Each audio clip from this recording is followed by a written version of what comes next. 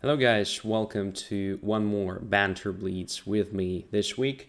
As I said yesterday, it's mainly to compensate the missing training Tuesday. So here is Albing already. Congratulations on your new birth. Thank you very much, my friend.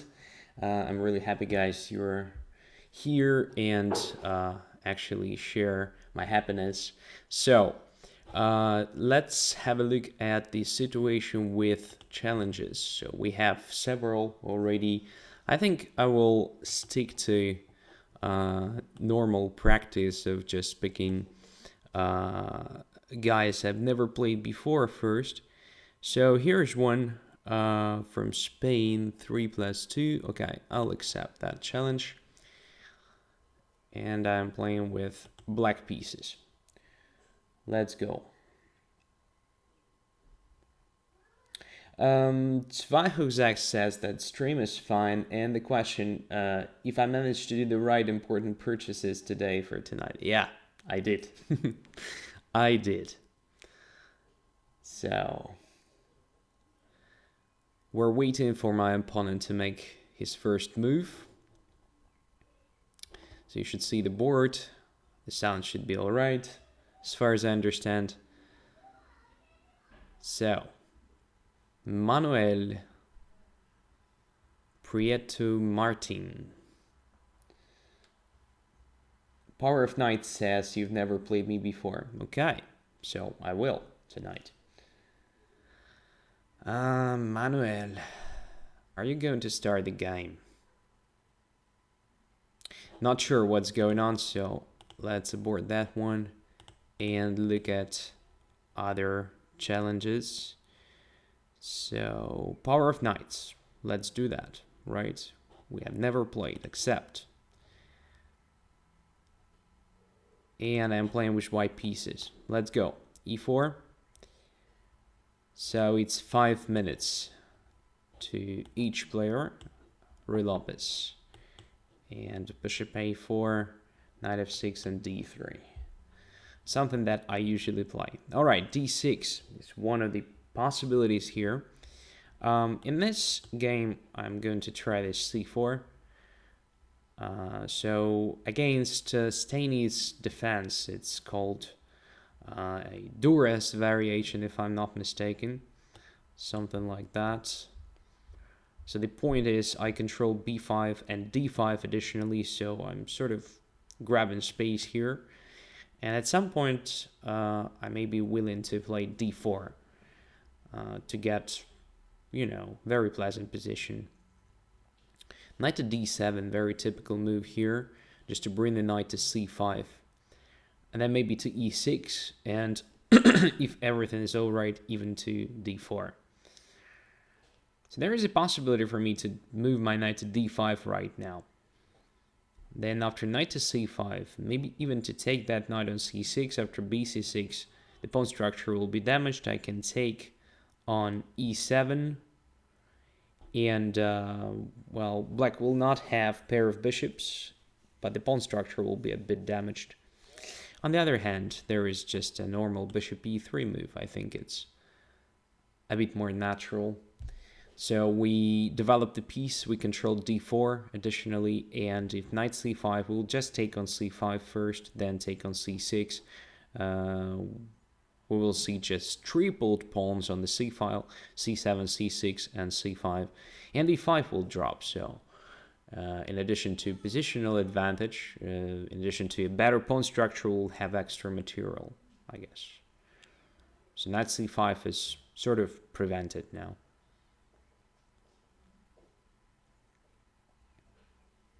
But black decided to play that anyway. All right, let's see. So pawns are nice here. c7, c6, c5.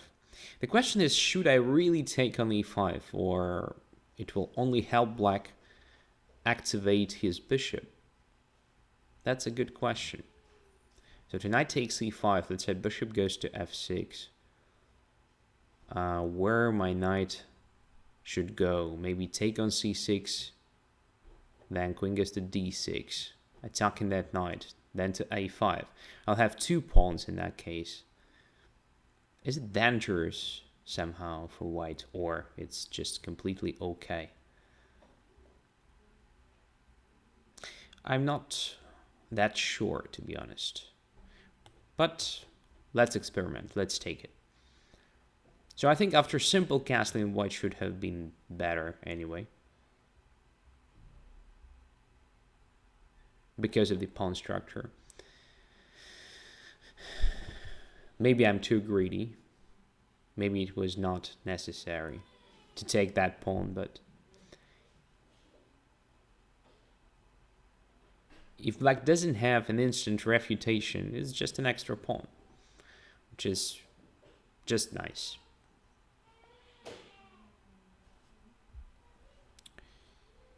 Okay, so c6 is hanging. Black should... Oh, bishop to b7. Something I definitely didn't expect, because bishop is placed poorly there. So if I were black, I would consider just giving up that pawn, in case bishop b7 would have been, for instance, just the only defense, because, wow, bishop on b7 is so bad.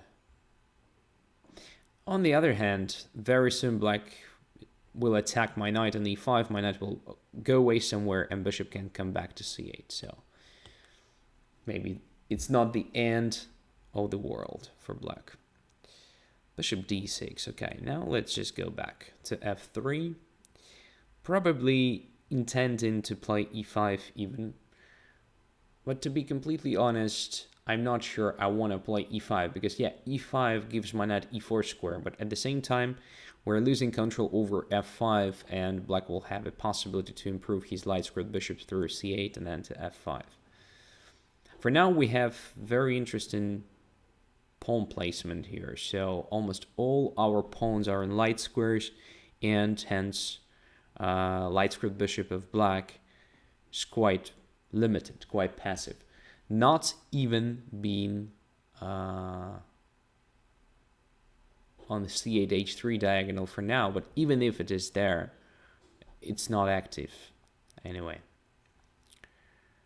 So what to do now? I guess rook to e1 cannot be a bad move. Moreover, it's a tempo move, so we have just created a sort of e5 trap in the bishop. Black has to react somehow. Okay, resignation is probably a bit premature here, but indeed, position is quite sad for black. So, a pawn less, no compensation, serious problem with the pawns on the queen side. So, obviously, it's a winning position for white, but the other thing is that white still has to do a lot to win that game. So, knight to c5 was a mistake, I believe. Because after that, well, even if e5 pawn remains on the board, the pawn structure is just awful. But knight takes c5 is an additional option and very nice gaining, I guess. So exactly here, I would have played something like bishop f6, and after knight to c6, something like queen to d6, attacking that knight, most likely forcing that knight to a5 square, which is not that bad, because from there the knight can go to b3, attacking c5, which is a weakness. But here, position is not so close, so black has some counter chances, I think. So something like rook to d8, attacking d3, maybe placing the queen on f4. For example, if I castle, it's probably interesting to try something like queen f4. It's getting closer to the king side, but right now it's probably not the best moment. So knight goes to d5 and we can exchange that bishop if necessary. But the idea behind queen f4 is obviously to play bishop e5 to create a sort of a checkmate, maybe to force me to play g3, which will weaken h3, and it will be an object of attack. So black has to search for counterplay. Bishop b7 is not a move that gives you a counterplay, because now, even if this bishop comes back to the normal position, you will lose a lot of time. That's what I mean. Okay?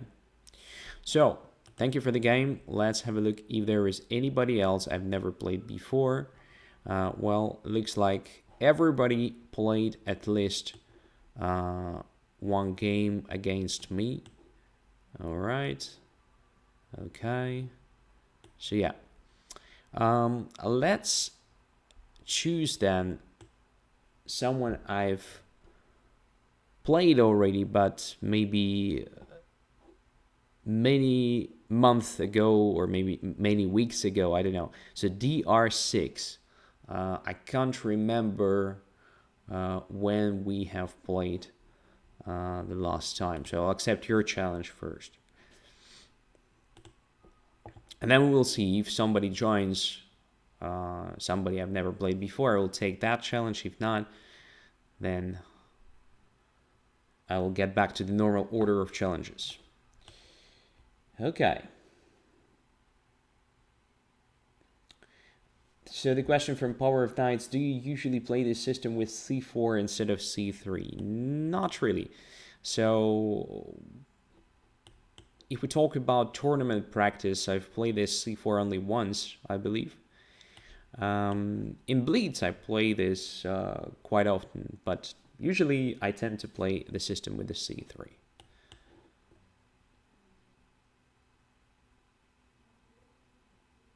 All right, e4 is protected, so we have to play b5 to prevent bishop c6 and knight takes e5, which gives us well-known tabia. h3, h6, d4, rook to e8. Smyslov. Variation Smyslov system, if you will.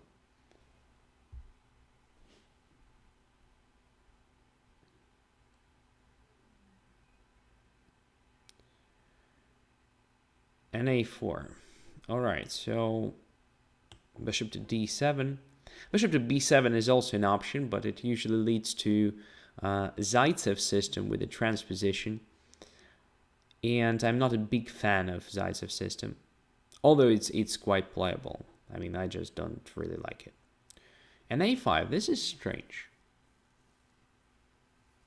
The idea is understandable, so white is going to play d5, I think, and this a5 grabs a5 square from my knight. But is it really good? That's the question. So what if I just ignore this stuff and play bishop f8? So if d5, I just go to e7, let's say. My next move will be c6, undermining d5, and after d6, the knight takes c6, a5 will be my target. It's not necessarily that great for black, but it's already something, I think. Another plan may be just to play knight h7 and f5, probably. I'm not sure. c4. Okie dokie. So to take on c4, or just to play c6 right now. If I play c6, then cb5 is potentially annoying. So most likely taking on c4 first should be the right move. Okay, and now c6.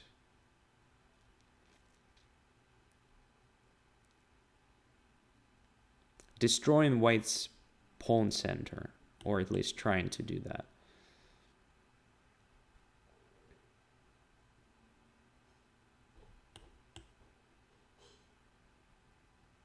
Okay. This is a great help because we have just grabbed what? Spanish bishop. Very valuable asset. So now the first intention is, of course, to play bishop e6, getting rid of that queen, and then immediately d5. But let's give it a second thought. What if we just start with rook b8 here, in fact? Nothing is hanging in our position right now, right? There are no threats. This queen on d5 is anyway very vulnerable, and it will go away from there very soon. I guess rook b8 is a bit more interesting because we stop bishop from development, because we control b2. At the same time, we create a threat of rook b5, which is much more active way of getting rid of queen on d5, right? Pawn a5 will be hanging as well.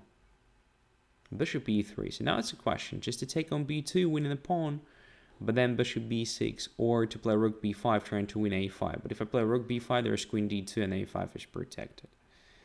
So I guess we should take there.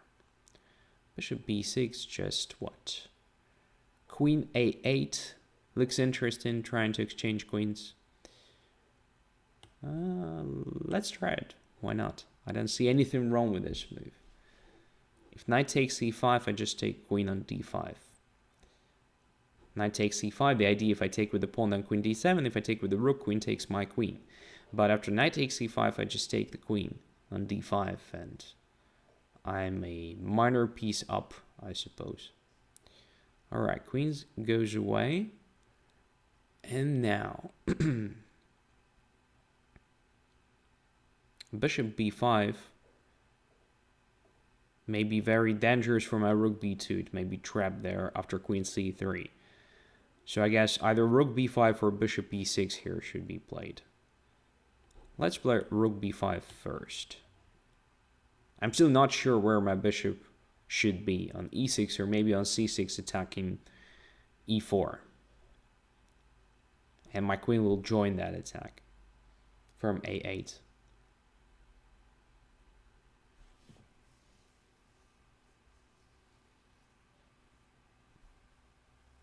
So extra pawn now, pair of bishops. White's knight is far away from d5. Looks very good. Let's see how we convert it. Rook to c8 maybe. Since e5 is protected with the rook from b5, we can afford that move. So maybe simplifying the position a bit more. After all, we have extra material here. So simplification shouldn't be bad.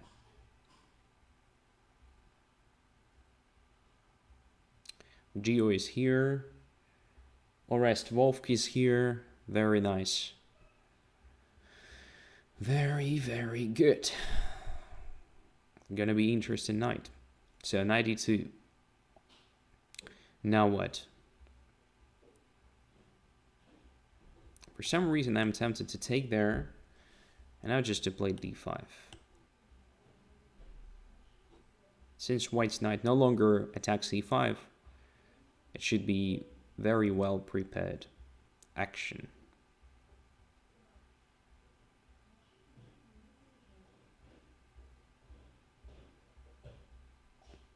Bishop c6 was also an option, just to exert additional pressure on e4. But okay. So what's going on here? I think it's mainly a question of taste. So bishop e6 protecting d5.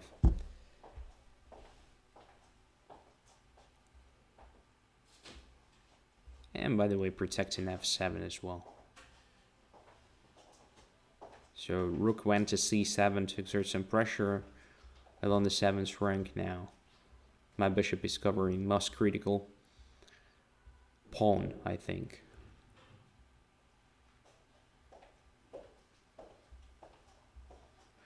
There was rook a7 move, by the way. I didn't really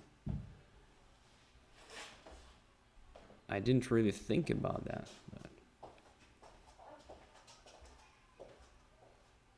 But that's okay. So e5 to take with the rook or to take with the queen. I guess taking with the queen should be okay. Taking with the rook was also possible, but I was not sure what to do if queen goes to f3, pinning my rook. It was potentially not so pleasant.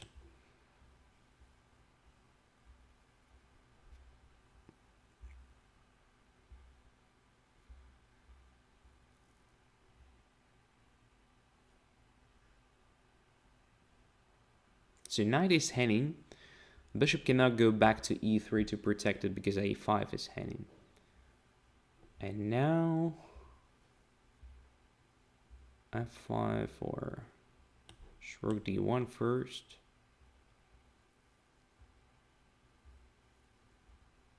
Okay, now f5 looks very, very attractive.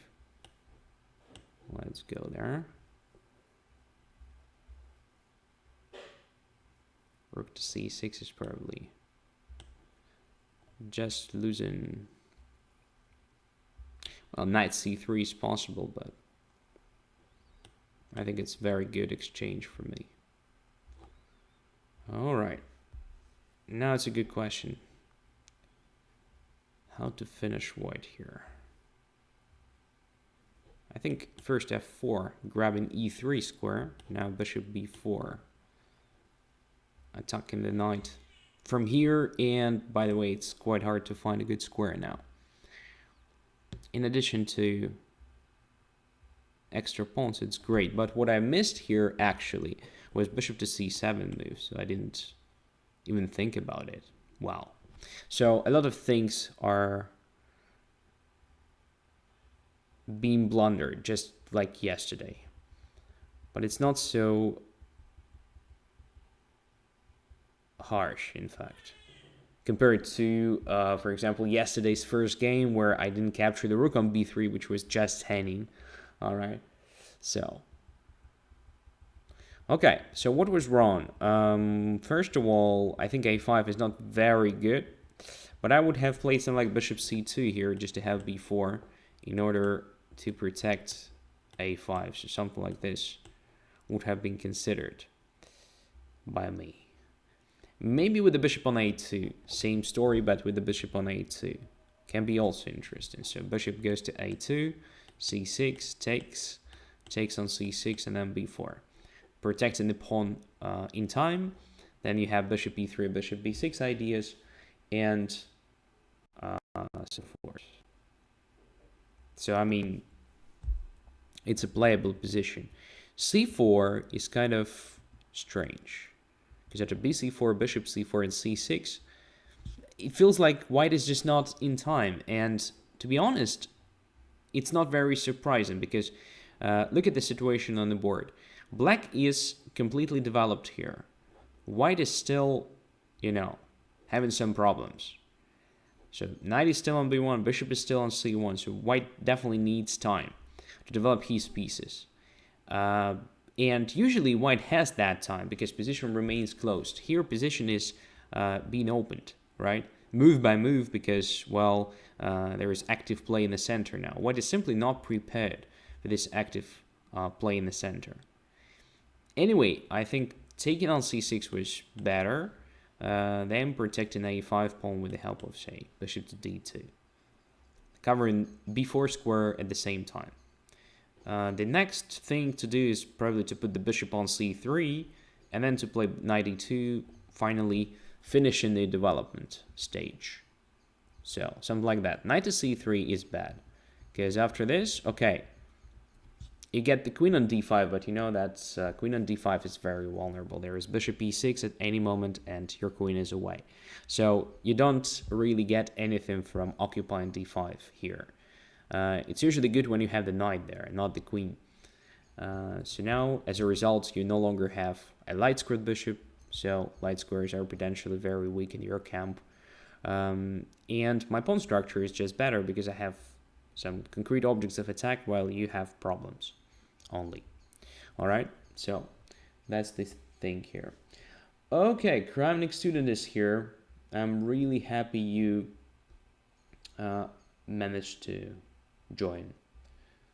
So I really hope you're doing all right. So let's get further. So we have more challenges now, and I think I owe one more game to somebody I've never played before. Let's have a look if we have anyone I've never played before. Yeah. Rohfi or Rohfi. Accept.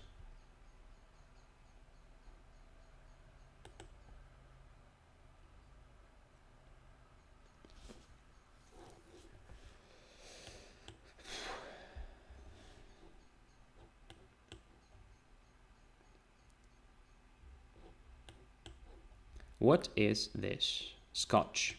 All right. Not really Scotch, like 4 knights Scotch.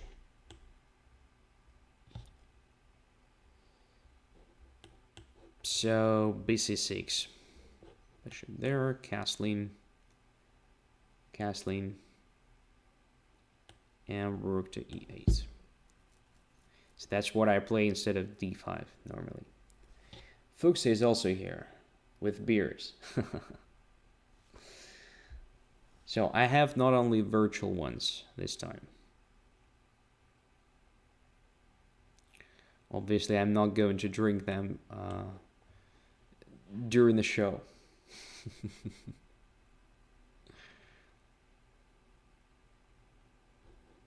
Okay, so let me remember. Bishop just goes to e7, if I'm not mistaken.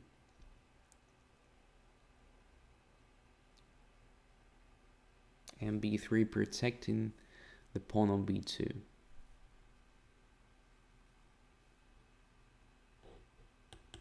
Okay, so let's attack the bishop. Let's clarify where it goes, what white is going to do in general here. It's like Philidor now. More like Philidor than anything else. And we have a chance to get rid of the passive bishop and fight for dark squares better. Just pay attention. Lots of light squared pawns here, so dark squares are definitely, well, weakened a bit. So it's very natural now to try to exert some pressure on dark squares.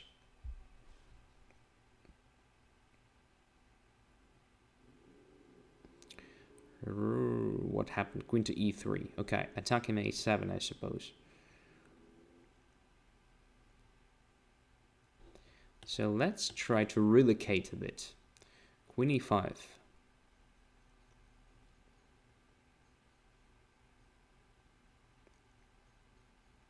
And now maybe to a5. Having a7 protected and having a2 pawn under pressure. I think it's not so bad for black. What is next? Just to play c5 now. Not so sure if it is anything to me. Maybe knight to c5. Yeah, let's try knight to c5. b4 is not a move, right? We just take it. So it's possible.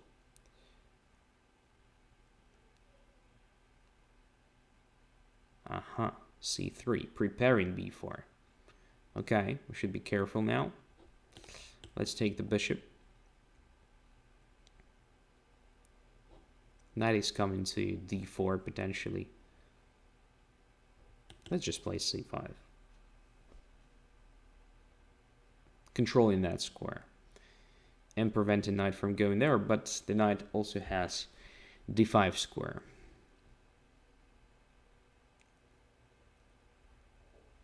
Now, the normal plan should be somehow connected with the minority attack, so we need to use this a pawn to play a5, a4 to create a weakness in white's camp. Potential problem is with this d5 square. I mean, we can obviously put the bishop on e6 to control that square.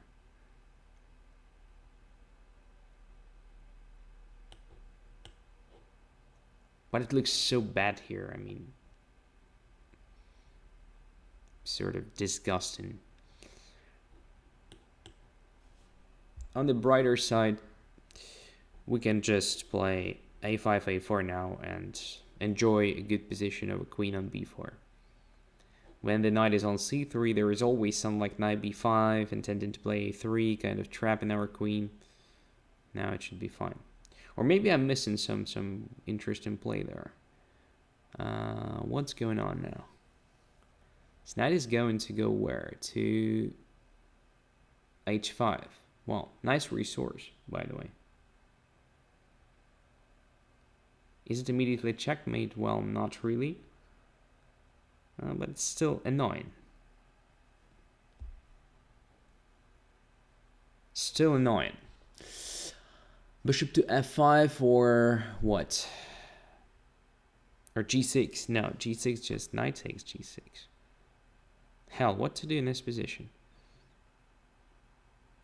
Just king h8 and rook g8, just rock solid defense? Well, to be honest, I don't see anything better than that. So king h8, if knight h5, just rook to g8.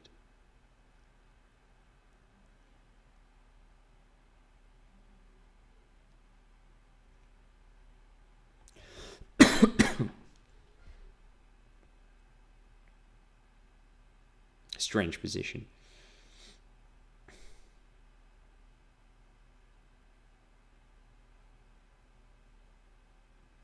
When I was young, I used to play these pawn structures as black because I played Philidor a lot, but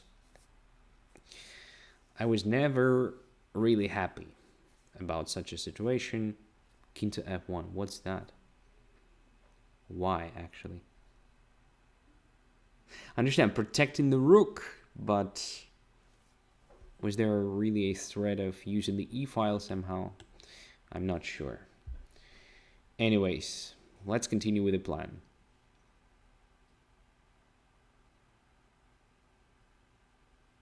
Oh, that was the point. So now ed5 is possible. Okay, but I'm not sure it's so good for white either. So let's just take and continue with the plan.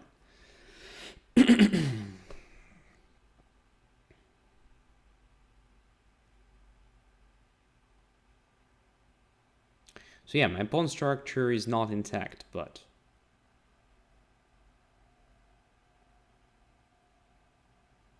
I'm having some, simple ideas here, while white is probably struggling to find an active plan.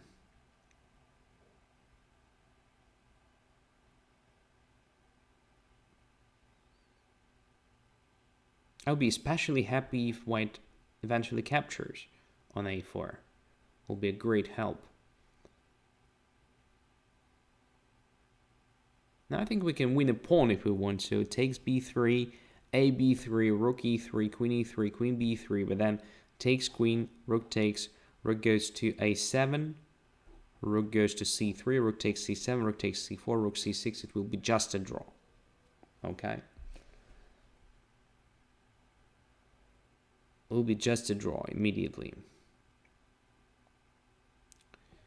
On the other hand, do we have anything better than that? Because we no longer have time. I forgot about time.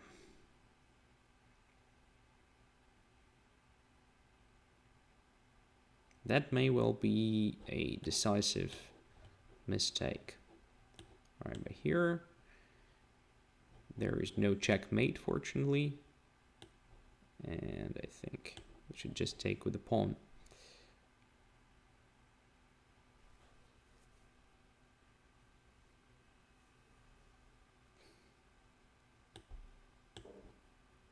Oh,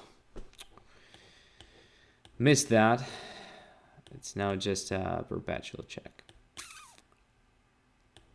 My God, I'm missing perpetual checks quite often nowadays. Okay, so, well, it was a pretty balanced position, pretty balanced game. No surprises it ended in a draw, but I think somewhere here I was already better. So what I did wrong? A b3, queen takes f7. Yeah, obviously there is a threat of rook e8, so I had to play queen a4, in fact, covering that square. And after some like rook e7, just rook to g8, protecting pawn g7. And then I should be winning here because of my b3 pawn, right? So I was success, got to go. Wish you all the best, my friend. See you next week. See you next week. Yeah, so it should be winning position for black. b2 is coming, c4 is very weak, king is very vulnerable. So yeah, and I don't see how white is going to checkmate me or something. But I forgot about, perpetual check at all. After b2, I was only thinking of rook to e7, which is obviously a stupid move. So rook e8 is much better. And it's a draw. All right. Thank you for the game. Interesting fight.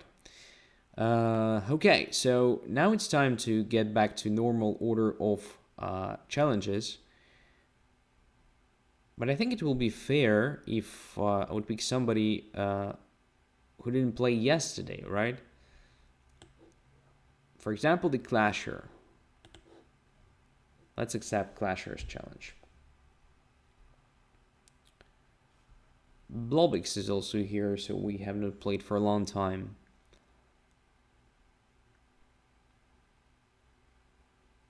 If you're against, guys, I mean,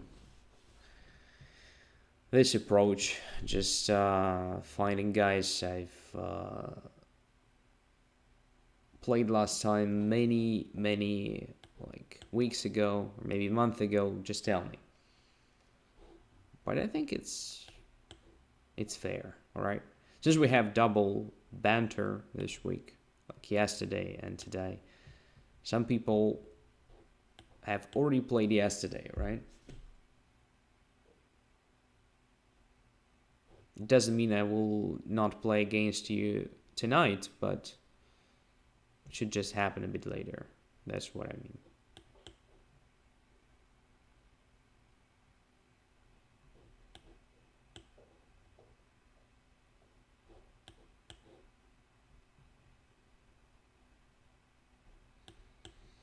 Here is our London e4. Okay. Very nice. Very nice.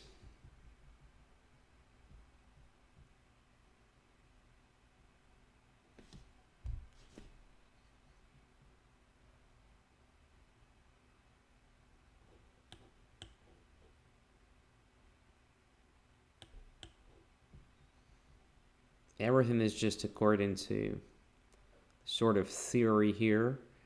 And I like this move here. I know that CD4 is probably the main line.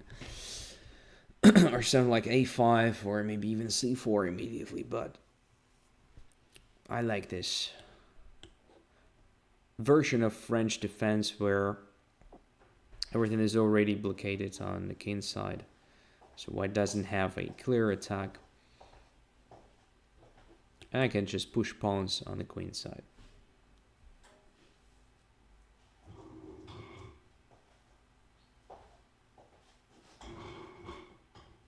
And just b5, a5, b4, and so on. Like this. What's interesting, if white ever plays something like h4, I may even consider h5 move. I know it weakens g6 forever, but hell, how white is going to attack it?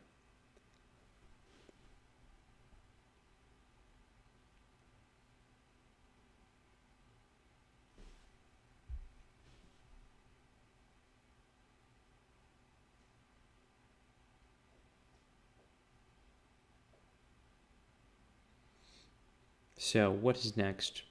Something like bishop d7, b4. Creating a weakness on c3, for example. Or maybe a3, or maybe both. Depends on how white reacts to that b4. Maybe everything will be exchanged on b4, in which case we will attack d4 and b2. Maybe nothing will be exchanged. We will see. So right now, is there a threat? I don't see. So let's put the bishop on d7 first. Coordinating my heavy pieces. If that knight ever becomes dangerous, I will capture it. But not right now. I don't need it. Thank you, Karamic student. I was just reading congrats simultaneously, so that S. At the end of the world. Oh, at the end of the world. At the end of the world, yeah. Okay. I should stop speaking and focus on the game. Thank you, my friend. That's what I mean. And that's what I wanted to say.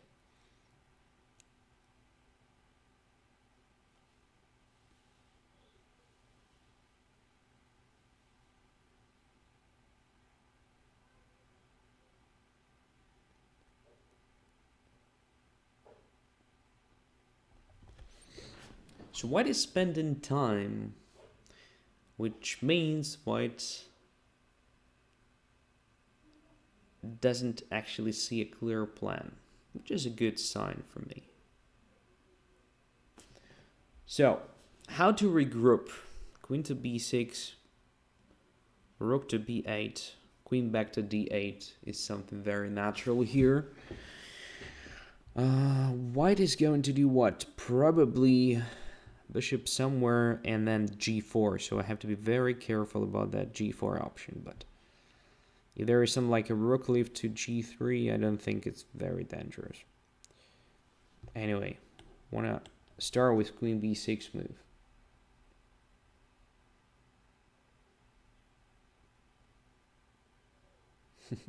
Giovanni says, Andrey has had already 7 virtual beers, lost his ton. Yeah.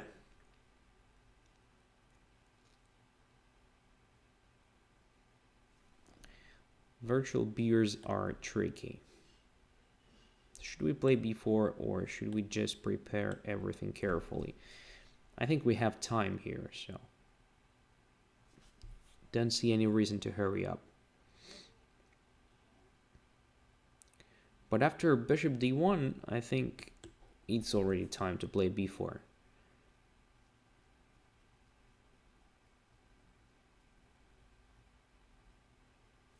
Takes.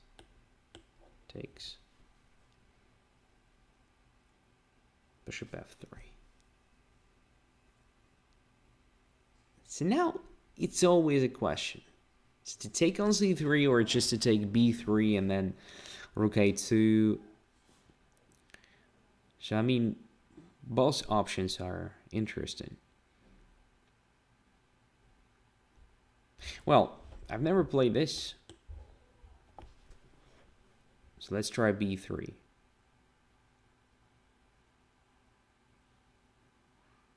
Just interesting if I can break through in such a situation.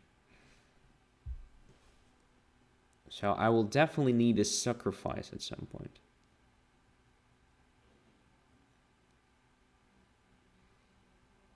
Okay, so here bishop h5 is coming. And it's going to be very dangerous. So maybe it's time to take that knight.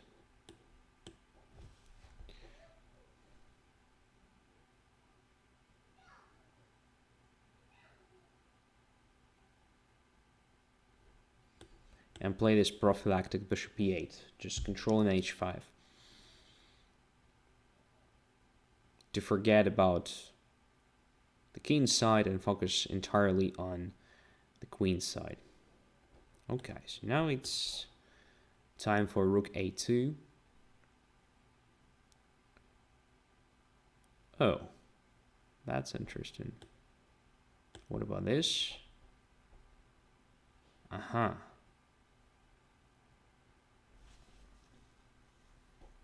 So now can I take on d4? Knight e4, cd4, queen d4 check, king somewhere. Do I have a breakthrough? I'm not sure. I'm not sure.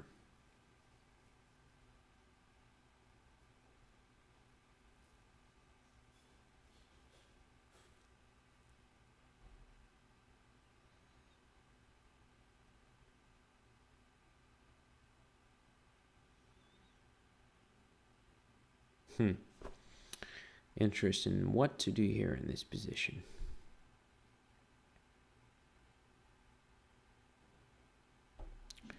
Let's try some maneuvering. Again, we're not in a rush here, so we can maneuver a bit. For example, I want my knight to have the access to a4 square.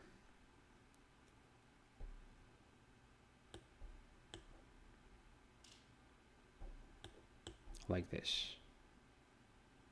And this.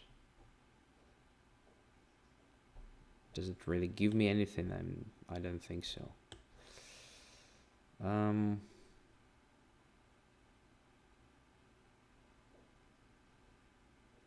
it does actually. I can take here. And here. And here. And a1. And extra material and maybe even a checkmate, right? Yeah, checkmate. Nice win. I mean, it's always hard. It's always hard to break through such a position, because you have only one spot, one area where you can do that. Everything else is just closed.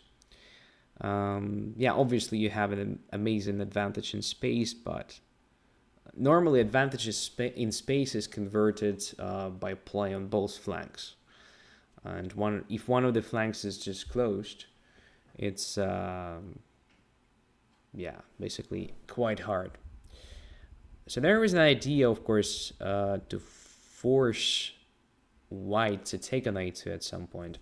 So Kramnik student suggested rook a4 with the idea of queen to the a file. Not necessarily in this position, but I think at some point white can just take. For example, here, rook takes a2. What's next? So if I take with the pawn, rook goes to a1. Yeah, it's passive, it's bad, but I didn't see a clear plan from here. So bishop d1 is coming, covering b3 square and attacking my rook on a4.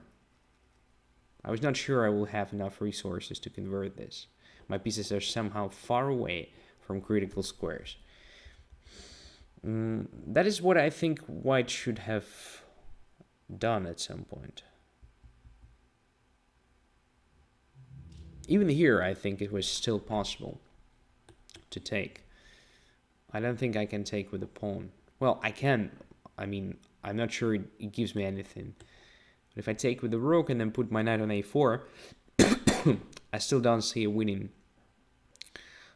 scenario for me. Don't know. Something should be sacrificed at some point. But if white plays accurate moves, I think it will be impossible to sacrifice anything. So, don't know. Most likely here b3 was just too much and too simple, too simplistic even. So maybe knight to a5 was a correct move. Most likely it was. Just intended knight to b3, fighting for a file, still having an option of taking on c3, creating a weakness there, and just breaking through the b file. That was the right plan, I guess. All right, anyway, thanks for the game. Let's go further. So what do we have here? Caesar from Mexico. Let's accept that challenge.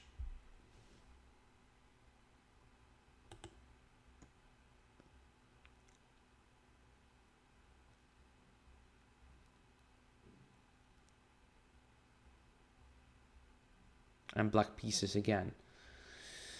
My goodness, I need white pieces badly.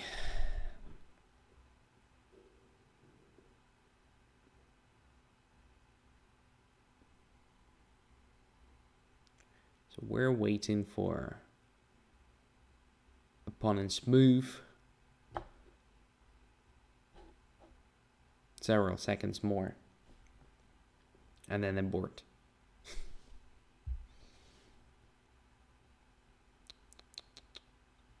Okay. It's time. All right. One more guy.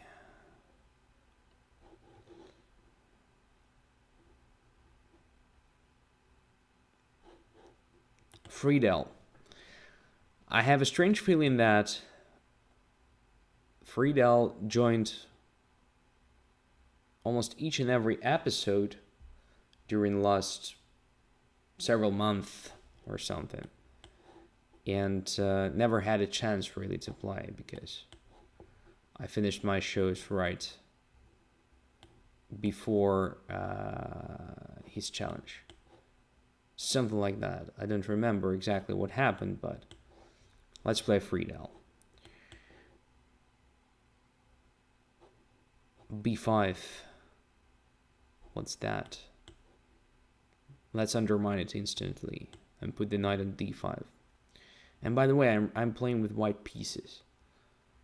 That's terrific.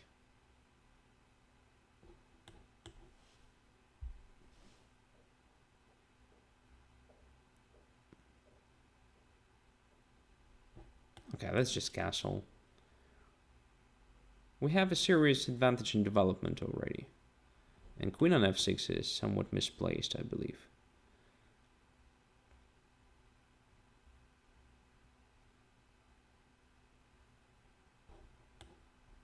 Okay. Just continuing with a simple strategy, developing the pieces on good squares.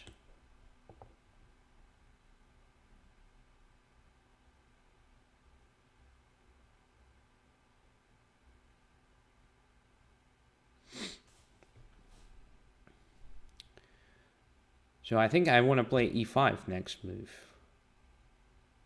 Even after knight d7 it may be possible. So knight d7, okay, black played d5. Forget about it. We can play e5 anyway, but I mean, the idea was to use the weekend diagonal h1, a8 classic thing. Now it's going to be different. Still good, I think. Bishop h5, queen goes to e4. That is sad. I wanted to trap that queen already. And maybe I don't have enough resources just yet. But I can probably play bishop e2.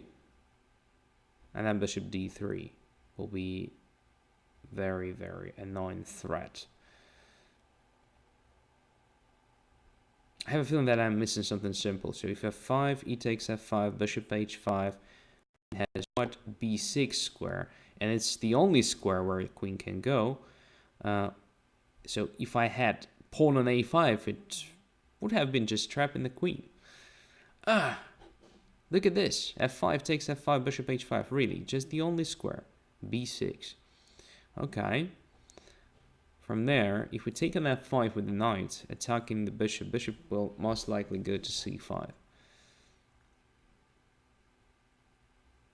I don't want to say that black is alright there, but it's definitely not so clear. So maybe we should start with the a5. What black is going to do after a5? I don't know. Let's check. Now f5 is the threat, followed by bishop h5, trapping the queen.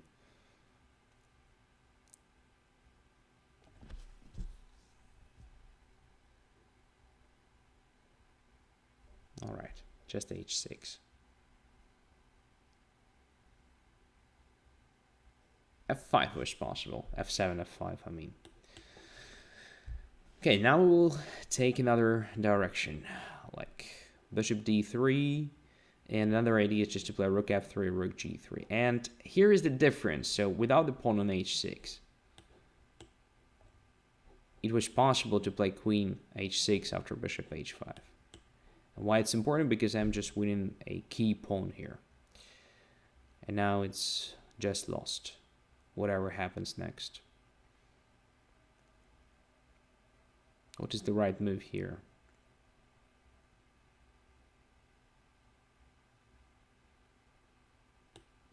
Just going back to the center. I don't see a big advantage in having the knight on e6. Okay. Just going back to f3 to prevent knight c6, because there will be bishop d5 check. Knight goes to d7 instead. Can we just attack d5 right now? Knight b3. Okay, queen f7 is there. We don't win that pawn. Another plan, which looks very natural, is just to play g4. So let's play king h1 and then g4. Because I think black's king's position is very, very vulnerable. Want to open files there on the king side and just checkmate it. Takes. Check.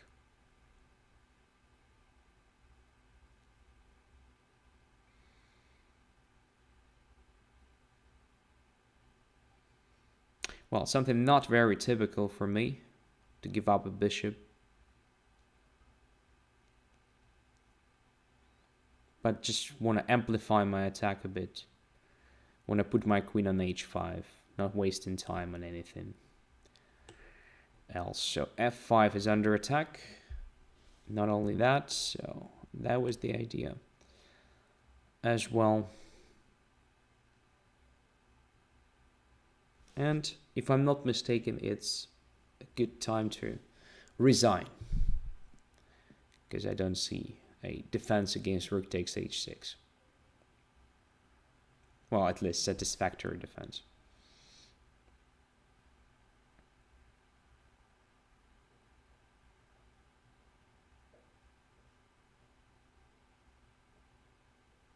All right, so I think that after I played bishop to e2, no, not here, instead of h6, it was interesting to try f5 immediately, because if I play bishop h5 in this position, you just have this queen h6, and e6 is still protected. Most likely I would have ignored that. So I thought of taking on f6, but then just queen f6, and you should be not so bad. Maybe I would have played something like this, with the idea of g4. A similar scenario like in the game, but there is a huge difference. So material is balanced, material is equal, everything is fine. So white should be better still because of this great weakness on e6, but it's not automatically lost position or something. It doesn't work, ceramic student. So if after queen h6 I play rook f3, bishop is just captured. Yeah, so it doesn't work so simple. Maybe g4 is interesting here, but then again g6 is somewhat unclear. I'm just losing the bishop here. Yeah, I'm taking there, but I don't think it's enough to compensate, because that bishop will drop anyway. So not so clear position, that's what I mean. Still a lot of things to do here with white. h6 gave me a invaluable help, because after that move f5 is no longer possible because of that e6. If you don't have f5, well, you have hard times, because I'm going to play f5 myself, maybe I'm going to play rook f3 or rook g3 quickly. So position just sucks. Okay, let's play Blobix. Blobix was very close to beating me in our last game, if I'm not mistaken. I don't remember. It happened several episodes ago, maybe many episodes ago. But I was playing white. So here I'm black again, which will probably save me. And especially for Fuchsia, Philidor.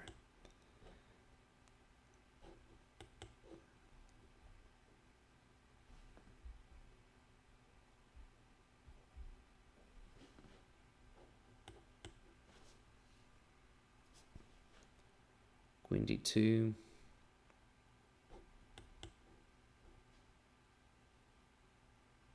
Oh, snap.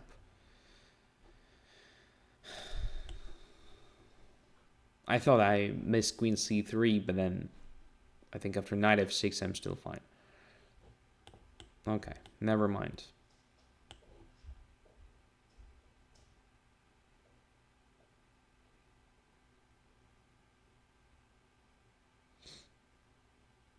So what is our plan? Our plan is just to exert pressure on e4, to use dark squares, and so forth.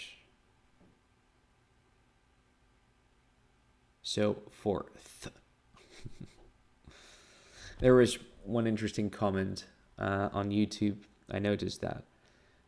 So one guy said that my English is probably not so bad, but I'm constantly saying fourth, like force.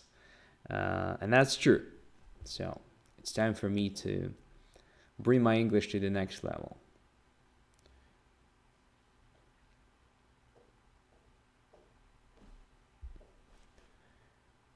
Going back and forth. So forth. I think it's better. Okay. Bishop to f1. So e4 is protected. What to do next? It's hard to find a plan in such a position, but since we have not so much space, I guess it's a good idea to get rid of at least one minor piece.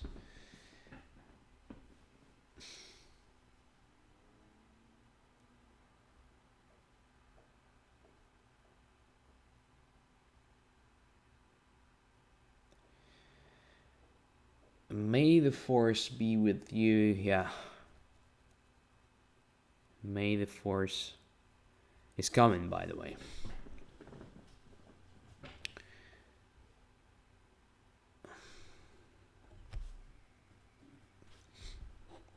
By the way, I'm a big fan, so I even have a flash drive in the form of Yoda.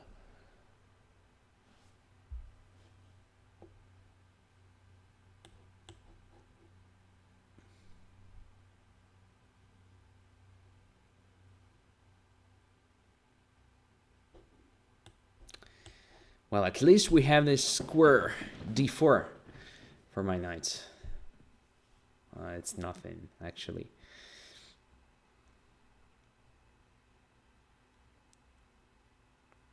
But let's pretend it's a big deal.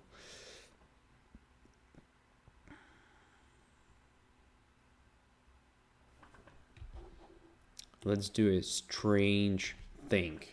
Just play c5, making d6 weak and d5 weak forever. But sort of fighting for d4 square by all means.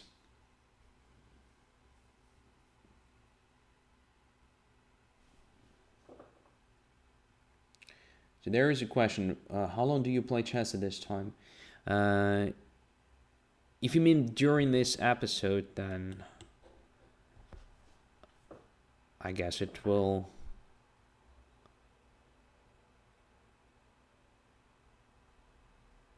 take like 25-30 minutes more.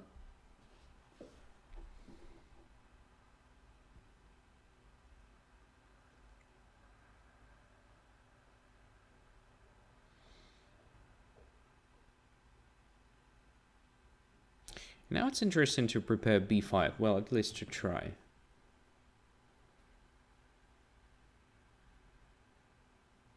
Fuchsia says c5 is almost always a mistake in the Philidor. Well, I disagree. In many lines, it's just okay.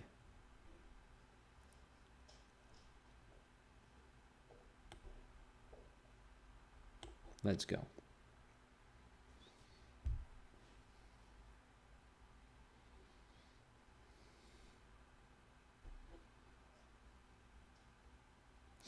Is Ostrovskiy Padawan of Master Yoda?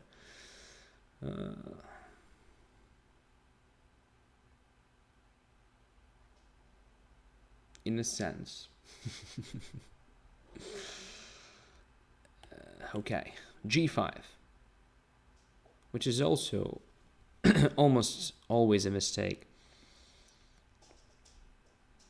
Look how I weaken light squares all around the board. But we have very nice pressure on dark squares to compensate that. So let's go crazy. Let's go h5, h4.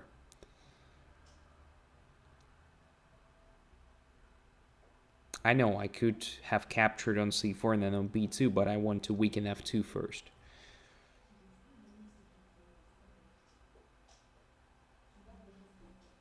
Yeah, I failed to do that, but second rank is anyway much more vulnerable now. Can give me some interesting chances here.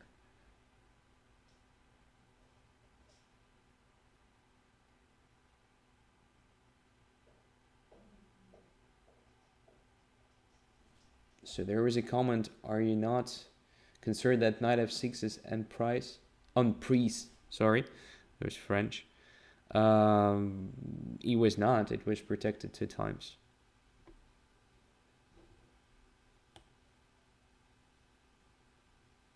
So let's take here.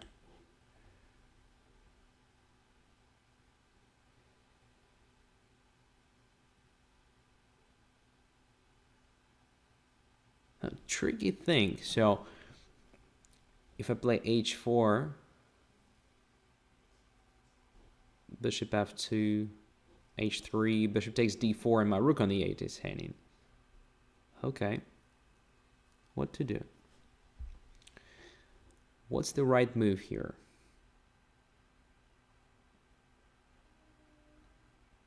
We're pawn up now.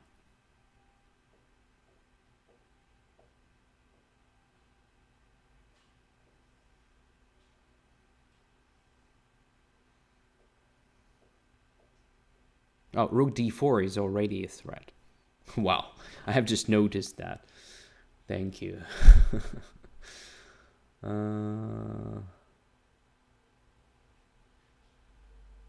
Let's just go back to be oh, rook d4 is anyway possible. But okay, at least we're not losing anything big, anything huge. Bishop goes to c4. I guess just h4. And h3 immediately. No regrets about c5. Absolutely. Look at this position. It's just enormous. Check.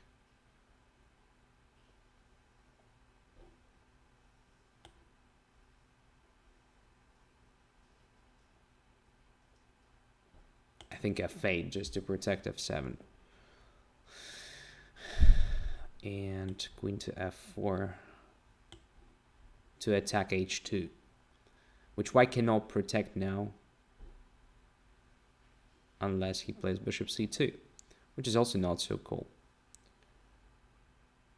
But I'm afraid it's just the only move. Yeah. Now d3 or rook takes d3.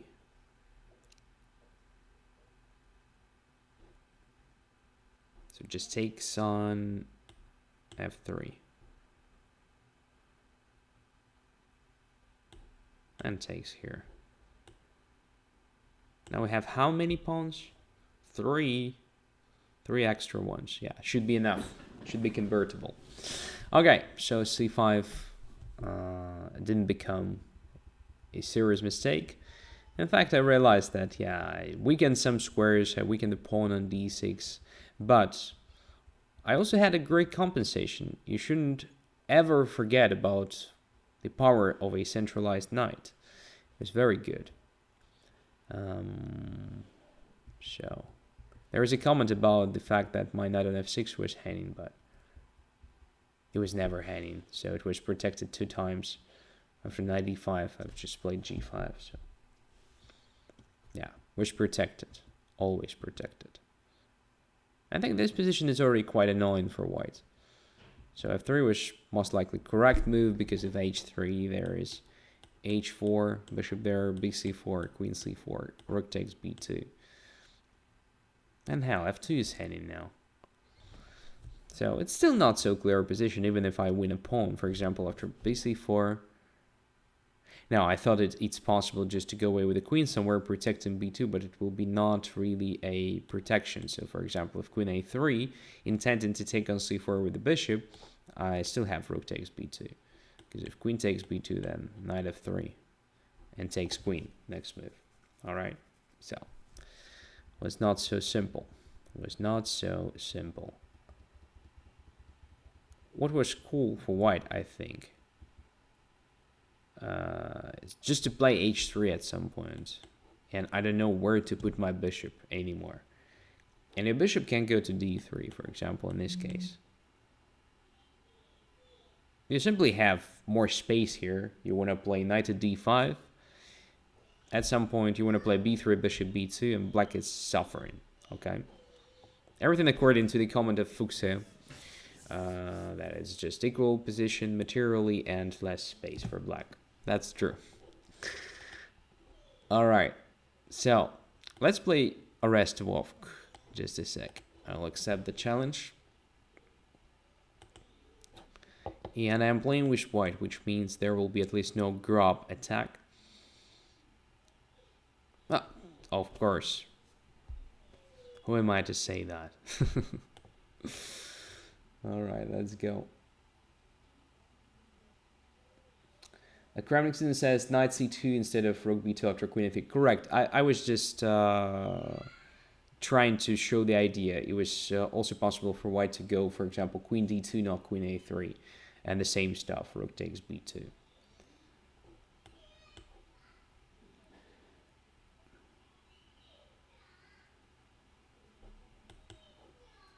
Separating pawns, just like in Ruy Lopez, but in Ruy Lopez I'm usually doing it on the other side of the board. I play a4, a5 against b4.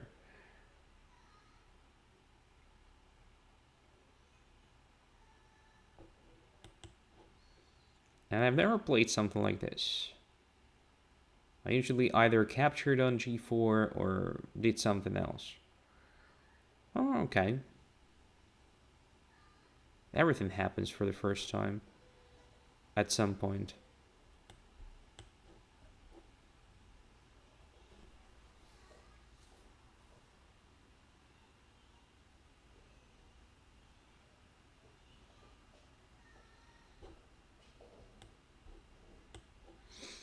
Very strange mix of different openings.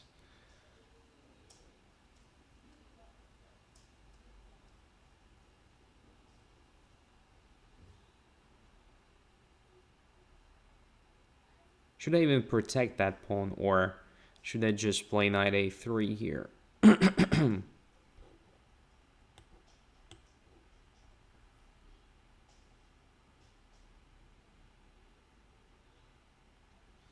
Let's try that move because it's interesting. Knight to b5 and then knight to c7. Also protecting on c3.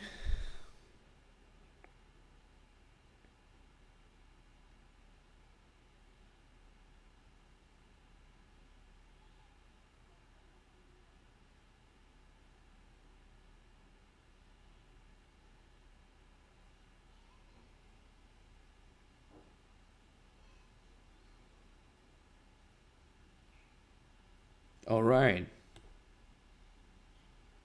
That is something.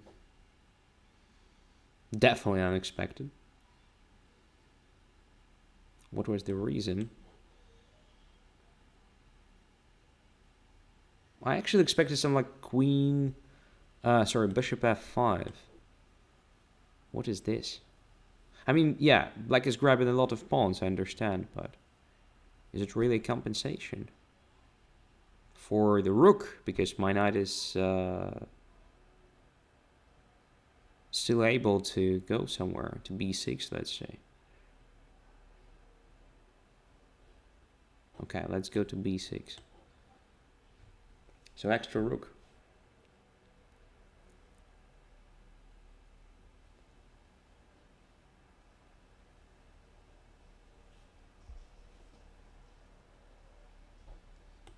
Okay, continue with the development. Now there is an idea of playing bishop f4, let's say, or bishop c3, or different thing. Position is crazy. Absolutely.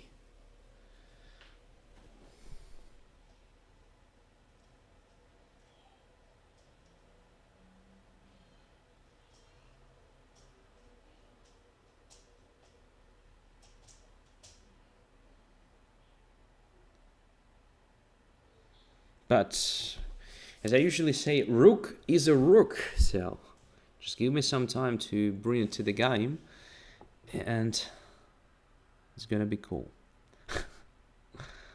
The question is if I have that time, all right? Maybe I don't have that time, simply.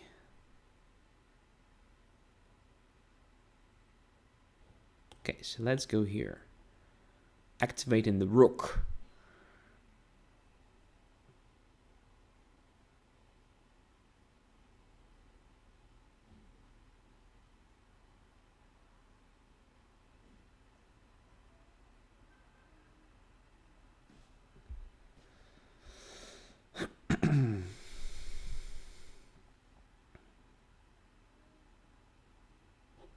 Okay, now I think it's time for bishop f4.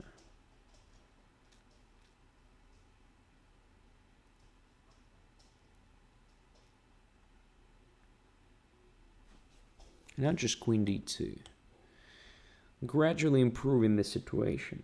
I want to play knight g3 next move. So in addition to extra rook and, well, the back king on d8, what I'm having here is a better development.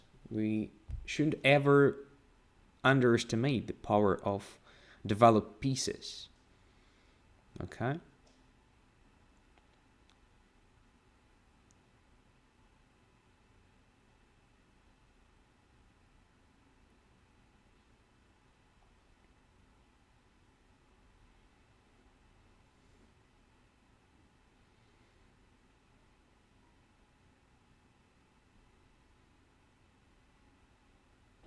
Okay. I think knight e4 will be played now. But it's just an exchange. And again. Now, I thought I could take on c5, but I'm not really sure now because of black's e5 move. Probably I should have captured with the bishop. Yeah. That's a great stuff.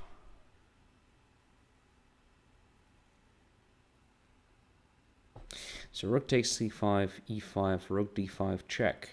What about that? And then finally taking on e5. Yeah, it's gonna be good, I think. Or maybe just taking with the rook on e5 and simplifying the things a bit. What will it be? It will be like 2 pawns for a piece, right? That's okay. I'm fine with that. But I will grab at least some pawns, right? That's also important.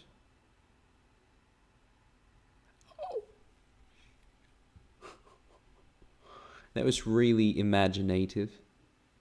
I mean, black probably wanted to play rook e8 and then checkmate me on e1. But I was about to blunder that, but fortunately I have this check.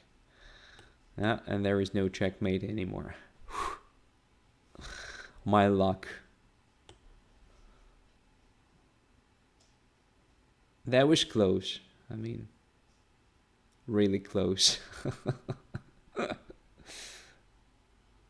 Dungy is here. Hello, my friend.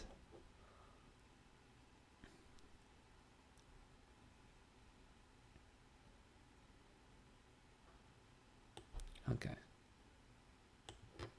I think we've finished with the development. Closer to the end game.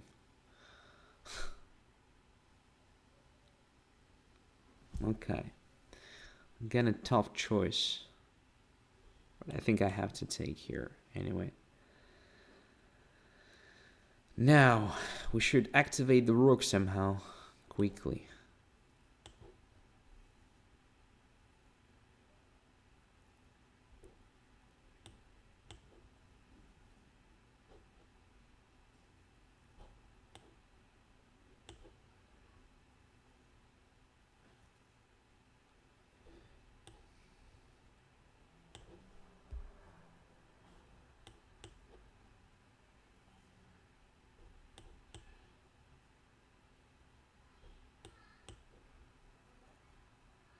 Okay. This should be winning.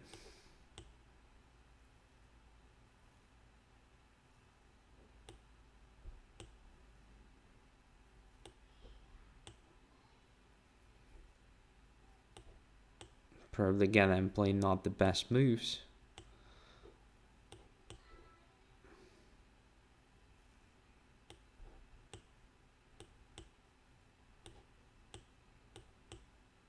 Oops. That was a nice trap, by the way, because after that position is no longer so simple. All right, it was a bad conversion, of course. Дякую, Orest. Anyway, it was a nice game. Very, very nice game. Just as usual, I mean, every time you play a rest, you should expect crazy chess, a portion of crazy chess. Anyways, let's play one more game and finish with the show for today. Let's play. Is there anyone? Still anyone I've never played before? Yeah, here's one Spanish guy, Menel 6969, accept. The question is, would it be over? I mean, after this game, so it's the last game.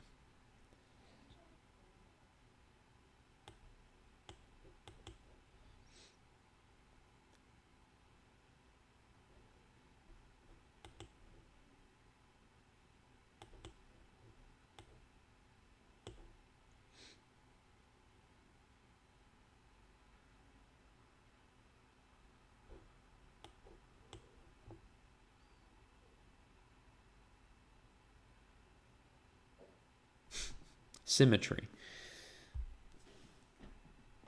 Okay, let's break the symmetry.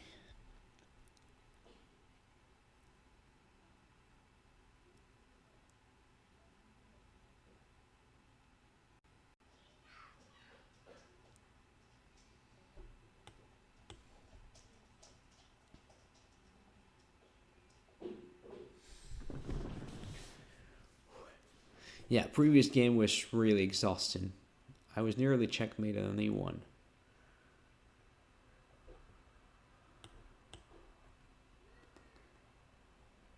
I completely missed that idea.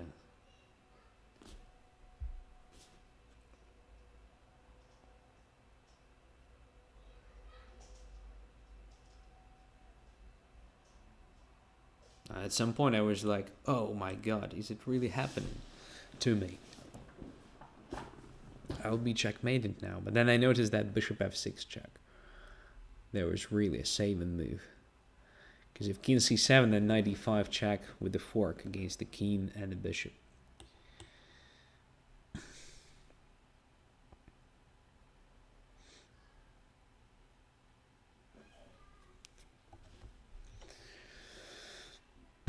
Yeah, in this position, I think I'm already fine. I mean, I don't see problems.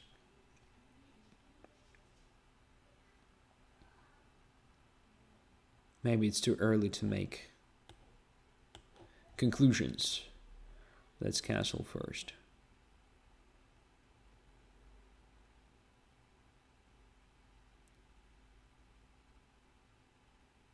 That is strange. A bit.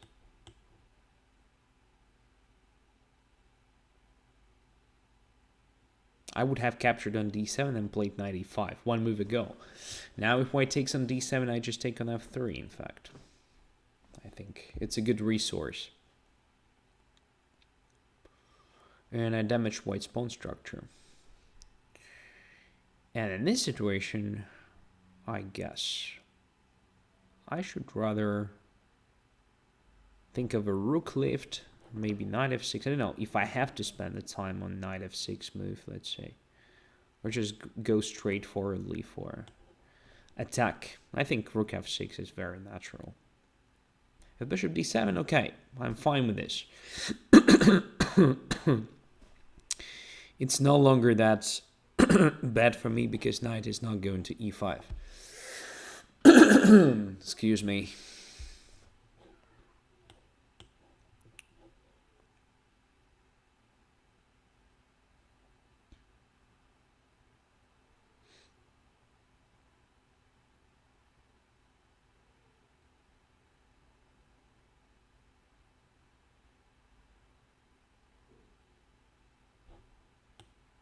Okay. Just a straightforward attack. h2 is under pressure. What white is going to do.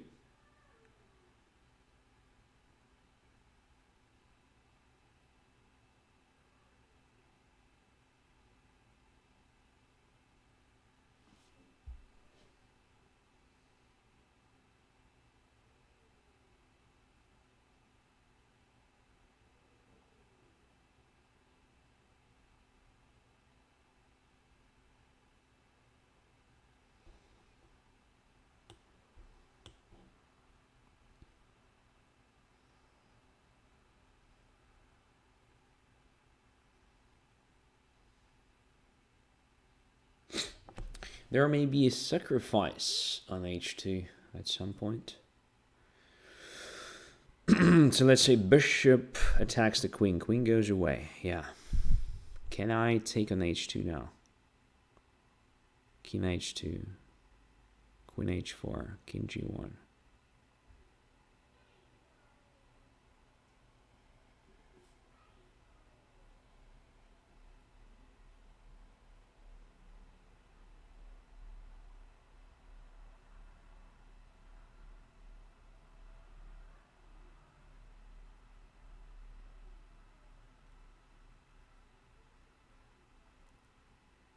And should I put my bishop on h3?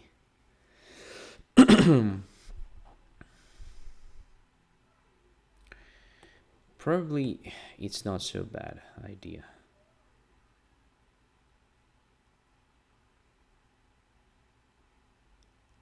The only problem here is that bishop c6 is coming.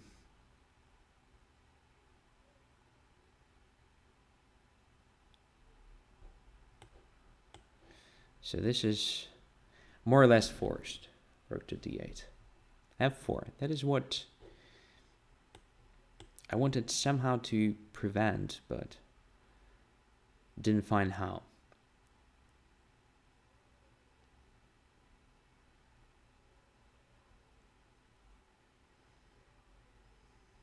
And knight takes.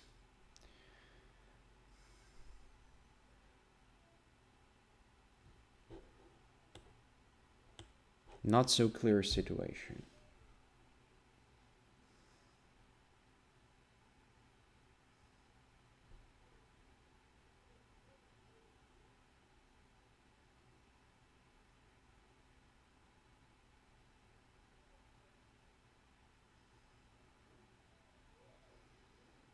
Queen e4. Just knight to g5 probably.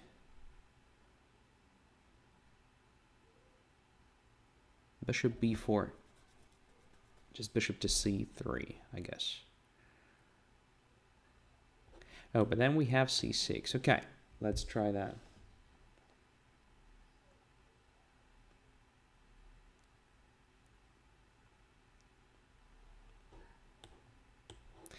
And here comes a blunder, finally. I guess bishop to c3 was still absolutely unclear. Okay, now we get what? Extra minor piece, I believe.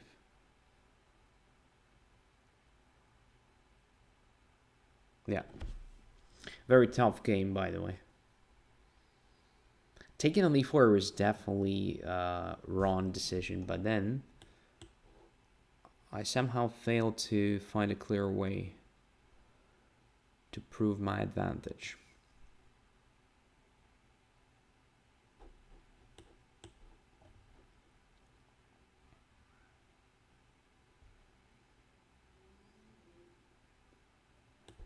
Oh, this is another blunder. Now decisive, so grabbing f1 square from on king was too much. All right, just bishop e4. Extra rook now, right?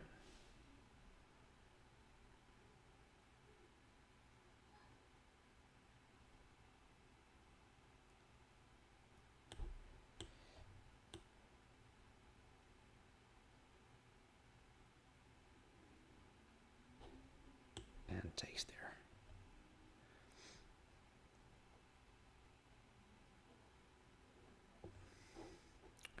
Okay, so there is a question from X. Why not bishop takes knight, rook takes h2, king takes rook, queen h4. After bishop takes knight, at which moment? Somewhere here. I mean, but there is nothing, I think. First of all, rook can take on h2. And even king takes h2, queen h4 is nothing specific. So black is not achieving anything here. I believe you asked about this line. Okay. So let's get back a bit. So I have a feeling that exactly here, black could have played much better than rook f6.